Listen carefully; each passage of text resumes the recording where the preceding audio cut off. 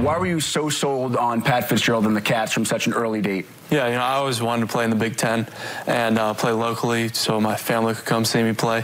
And just the opportunity to play for Coach Fitzgerald and to get an education like I can get at Northwestern was just something I couldn't pass up. Good-looking youngster there. That was Clayton Thorson. This is Clayton Thorson. Joining us now is the winningest quarterback in Northwestern history. What do you remember about that 4 years ago, right after you signed with the Cats? I remember talking with those other guys who played around the Chicagoland area, but that was fun. That was, first time I had obviously been on Big Ten Network, so it was pretty cool experience. What would that kid back then have said if I would have told him, by the time you're a senior, you're going to be playing in a Big Ten championship game? He would have been like, oh, that's awesome, sign me up, let's go do it, but he would have been excited. When you guys clinched, how excited were you? Give me an idea what the locker room was like. Yeah, it was really exciting, especially those seniors and those older guys celebrating together. I mean, for the freshmen to come in and do this right away, that's pretty cool for them. Hopefully it just goes up from there, but it was pretty cool. There's so much that goes into what happens on Saturdays, and we really enjoyed it. And then we left in that locker room though, and we're looking ahead now to Minnesota. So wait, you left in the locker room. I mean, you have wins, you have losses, you don't always clinch a division. I mean, there had to be something that was different and felt monumental almost about that one. I mean, it sure did. We enjoyed it that night, but then the message was very clear that we got two very good teams. We got to play these next 2 weeks, and so we got to be able to move on, and then we'll worry about the Big Ten championship in a couple weeks. Well, let's talk about your season thus far as a team. All the losses you guys have been at home. Why have you guys been better playing away from home? That's a good question. I'm not really sure. We love to embrace the, underdog, going somewhere with only 75 guys. And so maybe that's why. But, we got to be a little better on the road at home, like we are on the road. So it's just something we got to work on. What about you individually? Earlier in this year, you had this 4-game stretch where you're basically throwing for 300 yards every game. And then the last few weeks, the numbers have been down. What's been different? Yeah. I think with our offense and how we've been able to get the running game going, it's allowed us to be more balanced. And so I think it's helped our offense. And so, however we need to win, I'm willing to do that, whether that's me running the ball a few times, handing off to Isaiah and John and Chad and Solo. Whatever that needs to happen for us to get a W, that's completely fine with me. You mentioned Isaiah. Describe Isaiah Bowser to me. He is, he's a quiet guy.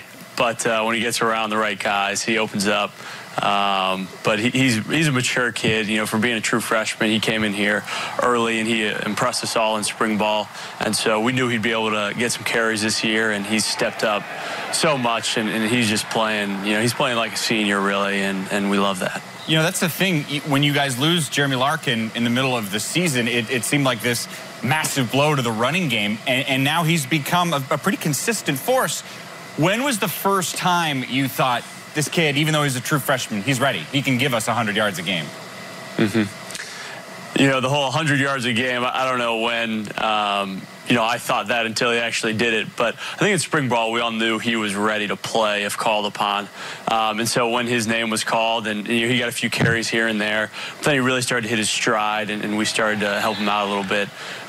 He's been really special, though. And I think after that game against Rutgers, when he did some pretty cool things, ran over some guys, we knew we had a special back. Let me ask you about another one of your teammates. What does Flynn Nagel do that only you, as his quarterback, know?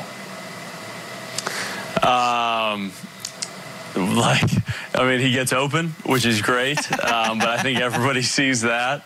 But he really wants the ball every play, and if he's not in the game and there's a play called for another guy that could be him, he gets pretty mad, which is good to see. He wants to be in the game. He wants to be the guy. So, but guys on our team know that. So we try to give him the ball as much as possible. Okay, so you call play, and it's not for him. How do you know he's mad? Well, I just know him, and then he'll tell me afterwards.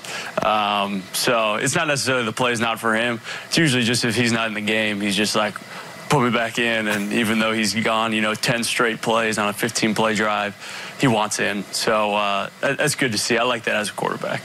The fact that he has you back at his quarterback is still impressive to me, considering the injury you had last year in the bowl game. When in that, 9-10 months of recovery process, when did you first feel that your health was back to where it really should be? I'm not really sure, but I know a couple weeks before the Purdue game, I started to feel extremely confident, and that built up in camp. And so camp was a huge part of my recovery process in terms of getting back to playing football and doing what I do and just throwing the ball and moving around. So camp was huge for that. But a couple weeks before the Purdue game, I started to feel really good. You're from Wheaton, and I'm from your town next door. What's your favorite thing about Glen Ellen? My favorite thing about Glen Ellen is Glen Oak Country Club. That's it. What do you mean that's it? There's a lot of good things in Glen Ellen. Unfortunately, my junior year, we lost to the Hilltoppers in the playoffs. Unfortunately, I wasn't playing. It was a mud bowl. But, I'd like to think we play them again. Making excuses left and right. They beat you fair and square.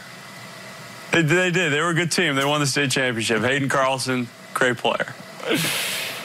The Big Ten title game, I know it's a couple weeks away, and you're rightfully so thinking about the first two opponents you have until then. But are you going to do anything different? Are you going to reach out to anybody who's played in that game? I mean, this is a whole new atmosphere for you guys. Yeah, I think our coaches do a good job at doing that and figuring out different things that we need to do. If I feel like I need to, I will. But it just comes down to playing football. And that's the only thing we can control. We've played in big stadiums. And so we just got to play our game. And that's really what it takes week in and week out. You got to put the distractions aside and just go play your game. Well, it's gotten you this far. You must be doing something right. Clayton Thorson, quarterback for the Wildcats. Congrats on clinching your division. Best of luck this week. Thanks, Mike.